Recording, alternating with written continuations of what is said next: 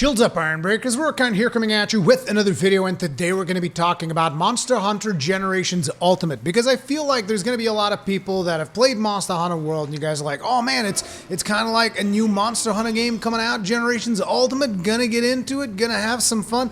And I want to make sure that people understand that Generations Ultimate is not the game that comes after Monster Hunter World, despite the fact that technically speaking it did release in the West after Monster Hunter World. This game has actually been available in Japan for quite some time. It was quite simply a game that was not localized in the West. The original name of this game in Japan is actually Monster Hunter Double Cross, and I've done a couple of videos talking about that in the past because it was apparent, there were indications that there was no intention of actually localizing this title, and I was pretty upset about it because naturally I wanted to play it, and you guys will probably have seen some of those videos in the past if you've been along this channel, if you've been around this channel for long enough. So today I just wanted to address a couple of things to make sure that people don't go into this game with the wrong idea.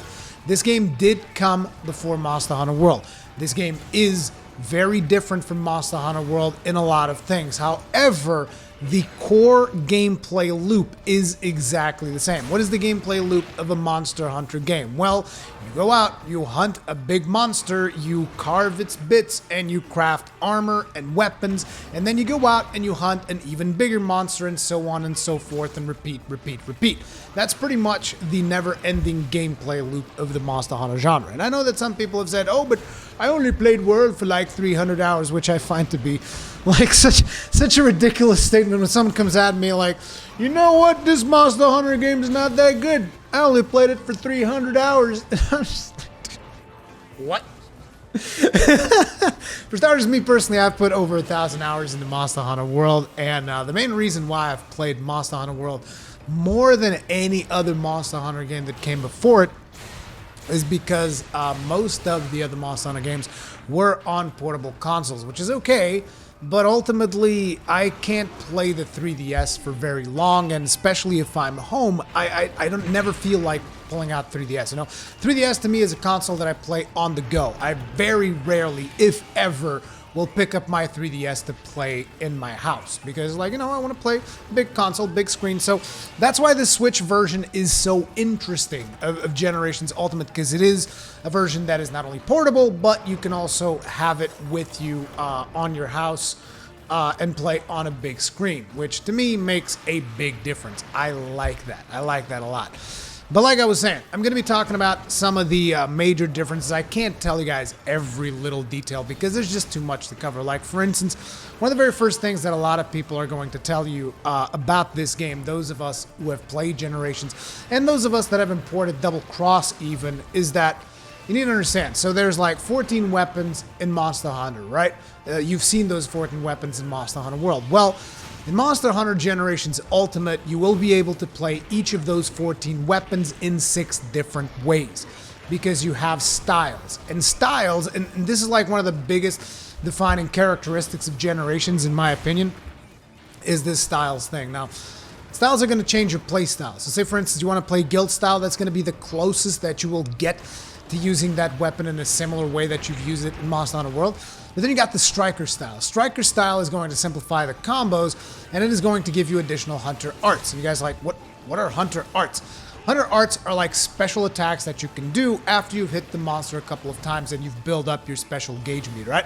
I don't know the correct names of, oh, is it special gauge meter or whatever. To me, it's like, look, you build up attacks, right? You attack the monster a bunch of times, you build up your gauge. Once that gauge fills up, you get to do a special attack. When you go to Striker style, you're going to have 3 of those special attacks. But the downside is that you're not going to have access to the full move set of the weapon in order to get all of those special attacks. So there's a, you know, all of these styles kind of play with these ideas. So beyond that, there's also the Adept style. Adept style is about perfect iframe dodging. Say a monster's charging right at you, you will dodge into the attack and your character will be able to avoid the attack that way and build special gauge that way, making you adept at evading the monster.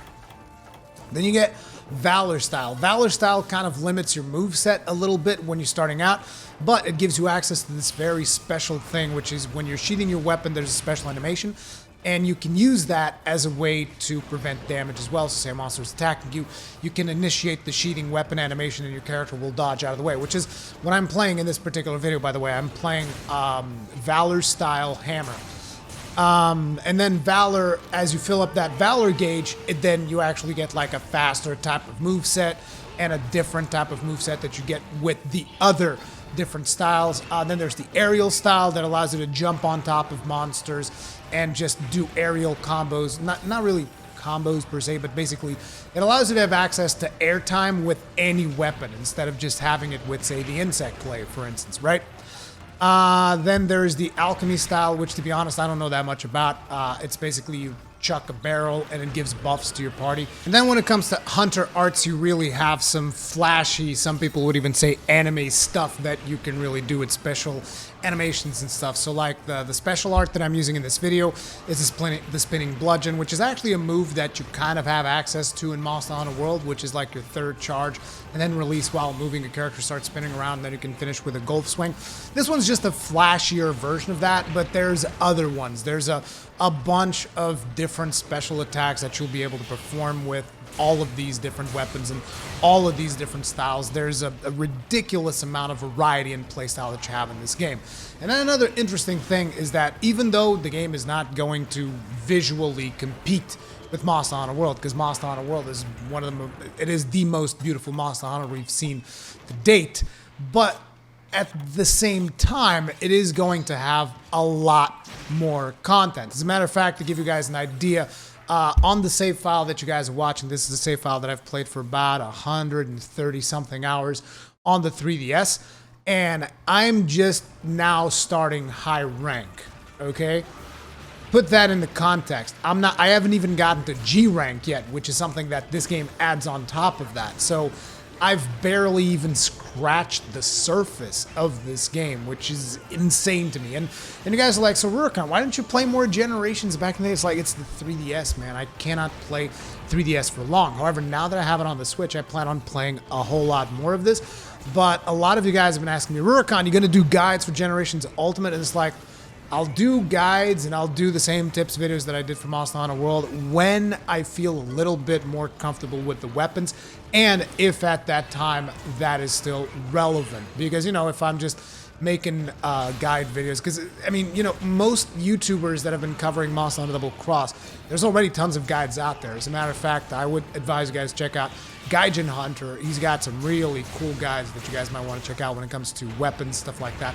I'll probably link Gaijin Hunter in the description of my video or something, if you guys are just looking for a quick source of information. Like anything that you see on his channel that is about Monster Hunter and 2X's, which is Monster Hunter Double Cross, that all translates into Monster Hunter Generations Ultimate. So there's a lot of stuff already out there.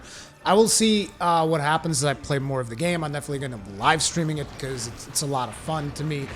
But I do hope that you guys understand this is a very different game. And I know that a lot of people are going to now be like, oh, should I really get into this? Is this really a game that I want to get into? And the thing is, it's a super easy decision to make. You know why? Because there's a demo out on the Nintendo eShop, and you guys should definitely go out there, download that demo, and try it out and see if you are cool with this style of Monster Hunter. You'll get to experience things such as the loading in between zones, which is something that you haven't really seen before. But in this game, you actually get a loading screen in between each of the zones. Now, the reason why they have this is because of the limits of portable consoles, which this allows them to actually keep the monsters properly in sync whenever you are doing a multiplayer session, whilst still dealing with the limited hardware of these consoles. At least that's why I think they did it.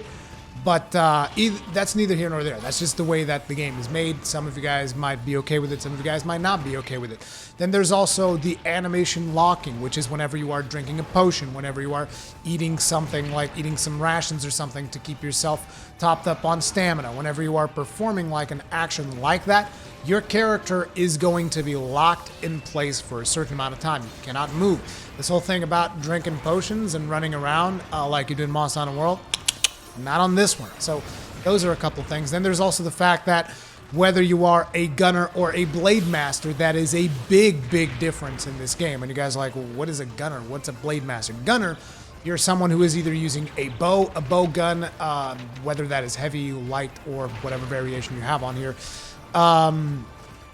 you are a gunner, and that means that you need to have a gunner armor set, which is going to be different from a Blade Master armor set, which is if you're using a melee weapon, that's a whole new armor set. So for instance, if you're someone that really likes playing like bow and then like a specific melee weapon, just be aware you're going to have to craft two completely different armor sets for these two weapons, which, you know, some people are going to be okay with, some people are not going to be okay with. There's, like I said, a lot more variety, a lot more gear to craft, a lot more weapons to craft. There are not as many mechanics that you can interact with, say, in the level, because like stuff that you can interact with, like drop rocks on top of monsters, all that stuff, that was new to Monster Hunter World. None of that is in Generations Ultimate, but you know, the same basics still apply. You still use sonic bombs to bring monsters that are burrowing underground. You still use flash bombs. Actually, I don't know if you can use flash bombs. I've never used that many flash bombs on flying monsters in here, so I don't actually know if they drop down. That's actually, I feel like such a noob, but that's just the way it is. When it comes to Generations Ultimate, I very much am a noob, despite the fact that I've played, you know, I've played Tri, I've played Monster Hunter Tri, I've played Monster Hunter 3 Ultimate, I've played Monster Hunter 4 Ultimate, and I've played Monster Hunter Generations. Still, in essence, on all of those games, despite the fact of putting well over 100 hours into each of them, I'm still very much a noob. I'm not nearly as invested as I was in Monster Hunter World, so keep those things in mind. I'll be live streaming it, I'll be playing it. Whether or not you should get it, like I said, it's an easy way to find out. Go to the shop, download a demo, try it out for yourself. Personally, I really like it. I want to get back into it, and I know that I've said in the past I'm not a huge fan of Generations. When compared to, say, Monster Hunter 4 Ultimate, I feel like it was a better game. I still feel like the beginning of Generations is just like, it's mind-blowingly insane how boring it is. This is my personal opinion. You feel free to disagree, but it's like, I think that the beginning of Generations is really boring. So you're going to have to do a lot of FedEx quests. But the thing is, the reason I'm saying this is because I want people to know there is a payout in the end. When you actually get to the really cool hunts, then stuff really starts picking up. When you're hunting like the really hard monsters and you're really pushing yourself out to the limits with optimizing your gear and crafting new weapons and actually like learning how to properly use the hunter arts and the different styles and apply those to the different monsters in the game. Like, I don't think what I'm doing here with Valor Hammer is a good choice for the monster that I'm fighting, which is Plesioth. But I wanted to do it because I'm a stubborn bastard. I didn't finish this quest, by the way. It took too long and I just got bored. But yeah, there's a lot of different things in this game. Another one of the things that I didn't even mention is that there's a portion of the game that is strictly single player that you can't play with your friends, which is the village campaign. And then there's another portion that is strictly multiplayer, and every monster is scaled up for multiplayer, whether you're soloing it, which you can, or not.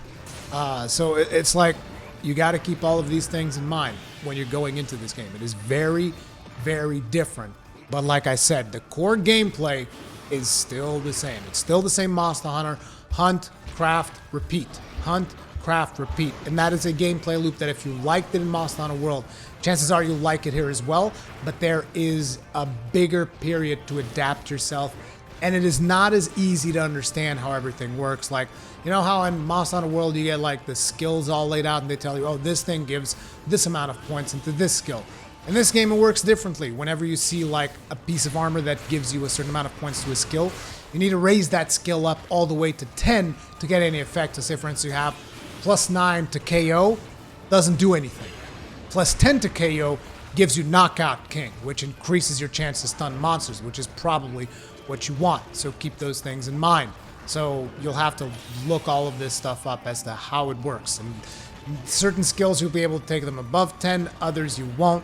Again, there's a big learning curve, but it is worth it. This is a little bit more old school of Monster Hunter, but I personally still like it, and I look forward to bringing you guys more videos on it as I learn more about it myself. Thank you very much for watching, and I'll see you guys in the next one.